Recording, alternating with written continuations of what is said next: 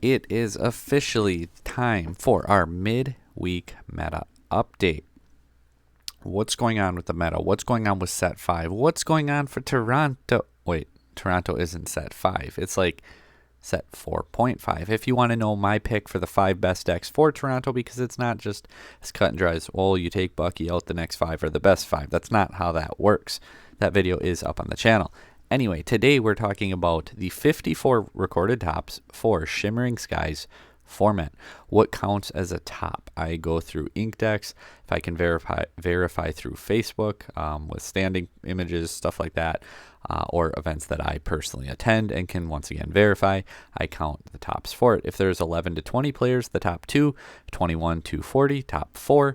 Then you go 41 to 99. We get the top 8, 100 to 249, top 16. Then up to, 499 is top 32. And then over 500 is top 64. So like a DLC level event. The pie chart is on the screen, and to no surprise at all, Steel Song is the #1 deck so far.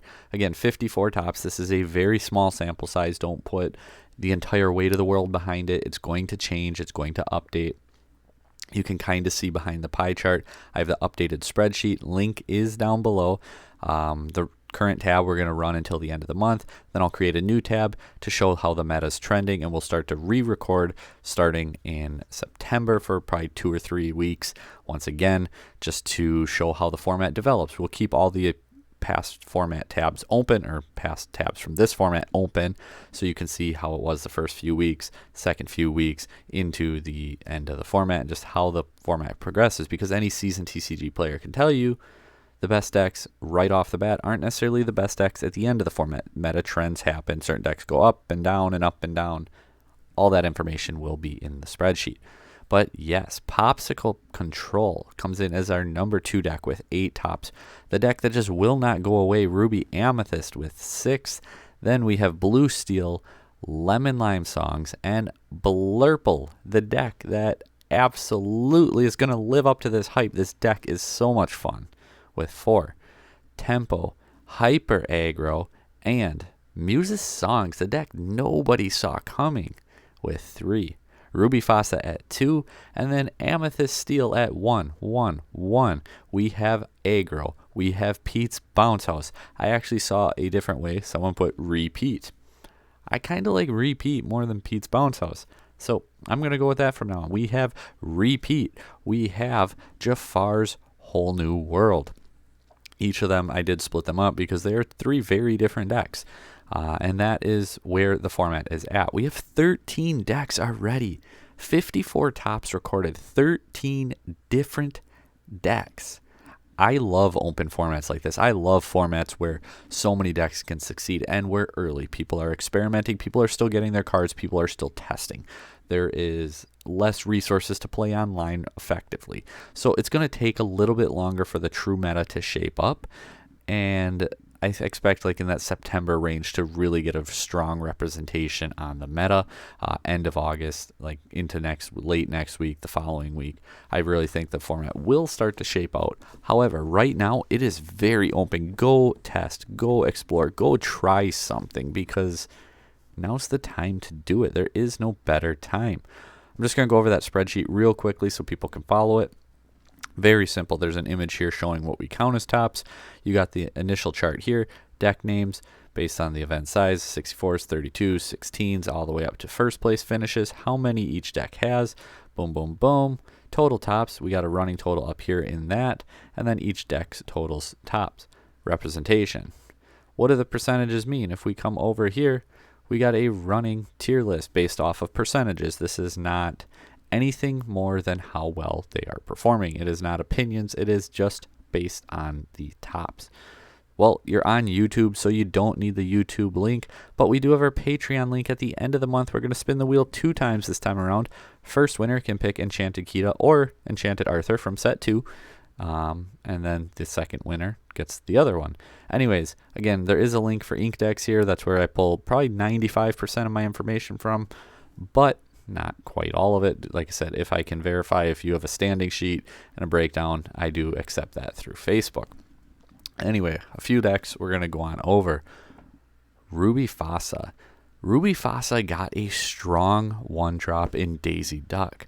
This card, this is what the deck really missed. It had Mulan already, but outside of Mulan, you missed your 1-drop quite a bit. And in this format, hitting your 1 is very important. Getting Daisy Duck now just makes this deck so much better. It has a very, very strong 1-drop. And not only is it a strong 1-drop, Daisy's good off of Mufasa. It's good late game. So seeing that Daisy is just huge for this deck. You have your Flynn Rider that you can, your frenemy, being able to apply pressure to your opponent that way. Mother Gothel comes in with damage, so that way your Julieta, your Rapunzel can heal her. Speaking of it, your Julieta, Pongo in there too. Julieta Pongo split there, 3-1. Just utility, usually drawing a card is better than just looking in. If it's a character, you keep it, but you need that damage on the character. So once again, Julieta a little better than Pongo, so we see the split there. Sometimes you'll see a 2-2 split even. Sisu follow up to Flynn, just so strong. Rapunzel, this card, there's a reason it's skyrocketing in price, and I believe it is the most expensive non-enchanted. And by that, I'm not talking about promos and all these other things. I'm talking about just base card from a set. I believe it is now the most expensive one, and there's a reason for it. She's really, really strong. Maui, so good, especially with that frenemy. Mufasa, we're playing Mufasa roulette. Mufasa, you're going to play Mufasa. And then you get to all your heavy hitter cards, most of which are going to be in Ruby. Your Hydra, your Lady Tremaine, your Medusa. Maximus being one of the new ones, where if you have a character with 5 strength at the end of your turn, you get 2 lore. And if they have 10 strength, you get 5 lore instead. Do we have any 10 strength characters? We have Gaston. And for each damage character, you pay 2 less to play this character. Not only can you hit him off of the Mufasa, and he has Rush, by the way, 10 strength. This card is for Maximus. That's why they're played together. But 10 strength, 9 cost, but 2 less for each. There's a decent chance you can play this card for 5. That's actually pretty crazy. You have your big Sisu, Chernobog followers, and then Stitch Carefree Surfer, rounding out your big cost characters. Items, this player did opt to go for Lantern just so you can get out your bigger characters cheaper. And then Teeth and Ambition 1, another way to damage characters, which helps for your Gaston, your Julieta, your Rapunzel, and also can help versus those aggro threats. A couple more decks we're just going to look over quickly, one of which is Hyper Aggro. So one of the new cards this deck got is Gathering Knowledge and Wisdom, and this card is so good at closing out games. This deck can win by turn 4 or 5 very consistently, but sometimes you get so close to winning and you just lose all your resources. You can't finish out the game. This card helps solve that. You top deck 2 lore. That is how good this card is. You top deck 2 lore, and it just pushes you into being able to win. In addition to that, we've seen Chernobog followers and the Broom. I guess this list wasn't playing Broom. The other one I was looking at earlier was also playing the Broom as 1-drops that replace themselves and draw cards, which just nets you more advantage, nets you more into your deck, and it's just consistency. In addition to that, though, you have Daisy, Lilo, and Maleficent. You have 3 1-drops that quest for 2. These cards are skyrocketing in price. I think it's a bad time to invest in this deck, personally. I think the hype is going to die down. It's still going to be a good deck, but I think that some of this hype is going to die down, and I expect some of these prices to come down a little bit. And by that, I mean instead of $8 and $9, I could see them coming closer to that 5 range once again. Daisy probably settling in that like 13 range, or maybe even a little bit lower. That's just my personal thoughts there.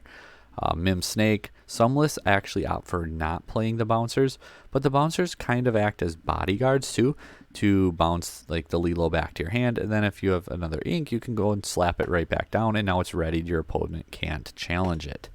Otherwise, you have things like Piglet, Pinocchio on 2, Simba being a bodyguard, Baloo's a bodyguard that when banished you get a couple lore, and Donald Duck is the best bodyguard in the color.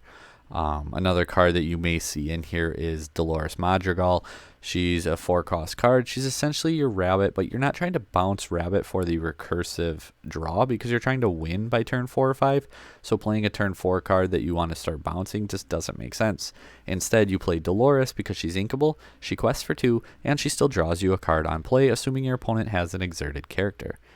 Goat, however, bounce Goat for game feels just like cheating. Amethyst Chromacon, another new card that offers you draw and consistency for the deck.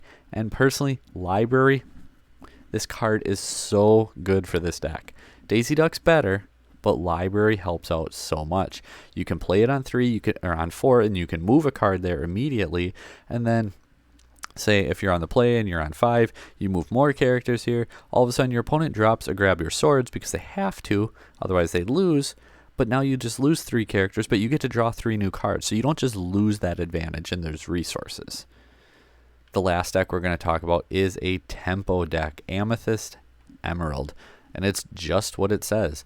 It's trying to control the tempo. You're disrupting your opponent. You're using things like the new Mother Gothel. You're using things like Kit Cloud Kicker, or even the little Mother Gothel from the new set, to be able to bounce your opponent's cards so they can't respond to things like your Cursed Merfolk, like your Chernobog, like, I guess, your Anna. I was trying to think. This list actually isn't playing the Flynn Rider Charming Rogue, and I've also seen I forget which hyena it is. There's a 2-cost hyena. I believe he's a 3/2. He's uninkable, 2 costs, any quest for 2. I believe it's 3 strength, 2 willpower. It might be a 2/3, but I'm pretty sure it's 3 strength, 2 willpower. But it's a 2-cost card that's uninkable and it quests for 2. So you try to hit like your Merfolk and then your Flynn or your hyena. Obviously this list is slightly different. And then on 3, like you bounce their card. Sometimes we've even seen like Mother Knows Best played in here too. Just ways to disrupt your opponent. Like I said, as you get to that later game, you have the Mother Gothel. You have the Ursula Sea Witch, which you can actually shift on 5 over your Deceiver Ursula. You just prioritize on taking away your opponent's mechanics while you're using multi-questers to win the game. And then you also have your bouncers like your Fox and your Elephant, who can bounce your Rabbit for the draws, or you can keep bouncing your Kit or your Gothels, and then you can keep disrupting your opponent's tempo that way. So overall, I really like this deck. I really like where the meta is. Like I said, 13 decks already topped. That's just really healthy to me. Some people say a healthy meta is when you got like 4 at the top, then like 3 more, and then nothing else. Personally, I like when it's open like this. That's just me. But maybe it's because I like to experiment and try all kinds of different decks. But what do you guys think about the format? What's going to happen? I know what's going to happen. The chart's going to start to creep up towards that 5-6 best decks, and the other category is going to develop. However, for right now, I'm loving it, I'm living it, and I like it. Thanks for watching. Until next time, like, share, subscribe, comment down below.